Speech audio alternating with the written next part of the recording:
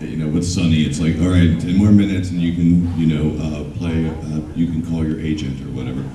But, or, with Sean Schimmel, it's like, all right, work for 1 more hour and you can tell me about your relationship with your new girlfriend or whatever. Sorry, that was on an inside joke there. Sorry, continue your story. I apologize. I was having a good time reading this too, so. Was that it? I was about done. Oh, good. Well, you know what? Let's talk about some basics of voice acting. How about that? While we're just kind of gathering things together here, let's just talk about some basics. Some of the big misconceptions. Here's a real big one. I'm really too shy to do stage acting, but I think I would be a great voice actor. That's kind of not quite so accurate, because whatever insecurities or shyness you may think you feel on stage, if you were on a stage acting with other actors in a play, voice acting has its own very peculiar sense of awareness of eyes bearing down on you, and every slight little nuance of your voice being amplified very big. In fact, to be honest with you, a lot of people would rather look over a black room of not being able to even see the audience, like on a stage, and up on a stage with some actors that you're kind of sharing this thing with. They would much rather do that than to be sitting in a padded phone booth with a director and an engineer going like this. Do it again, louder. Do it, cry more. Weep, scream. And I mean, like, analyzing every element of what you do. It's rather, And as opposed to doing something on stage or where there are a lot of technical elements to it, voiceover has its own set of technical elements. You don't have to just have a good voice, but you also have to have a lot of coordination. With anime, you have to be able to slow things down or speed stuff up and still make them sound interesting. Slow down a line, but don't read it any more quiet than you did before. And then there's all this mic technique that goes into it, because you can easily tell a new actor by how good that actor is on a microphone. You just know. Better actors know that if they're gonna have a loud, like a big plosive B, they're gonna back off a little bit, or they're gonna angle their mouth a little bit to the side so it doesn't pop into the microphone, because that would blow your whole take. So and then plus you're wearing headphones, which also puts you in this weird state of mind. You're used to hearing yourself talk, but when you put headphones on, immediately you're under this voice sort of microscope. You get all inside your own head, and most people, the minute they put the headphones on, they start talking like a DJ or something.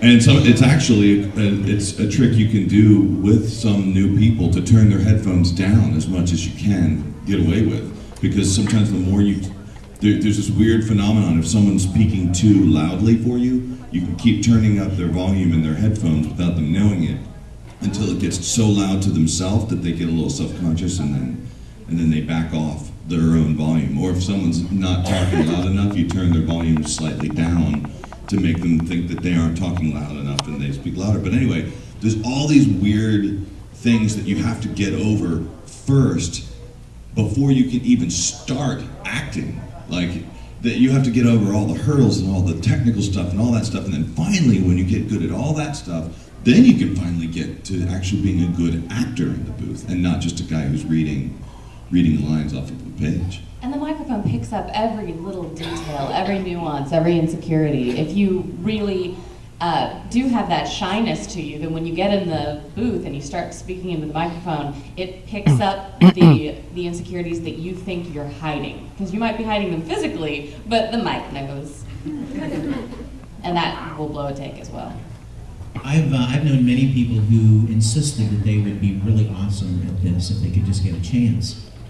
And they do, and they get into audition, and the character is supposed to scream like intense loss. And they'll go, ah! And suddenly, and I remember watching this one time and I was thinking, oh my gosh, what happened? I mean, I know you've got more in you than that. I've seen you on stage and I've seen you act. Why all the self-consciousness all of a sudden?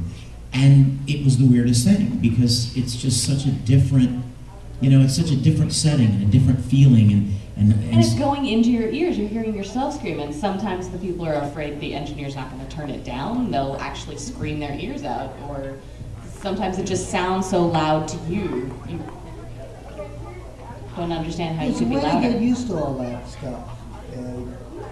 If you want to do voiceovers, work at home with a tape recorder. Get a deal where you can, an MP3 where you can actually plug in headphones, and it duplicates what you'll go through in the studio. It's just a matter of getting used to it. And because like anything else, you got to work. Because it's all communication.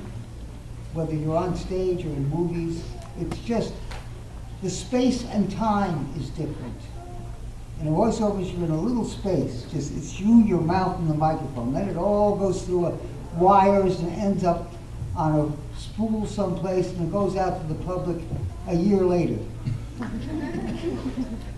Stage acting is instantaneous, but it's just a matter of time. But it's all communication.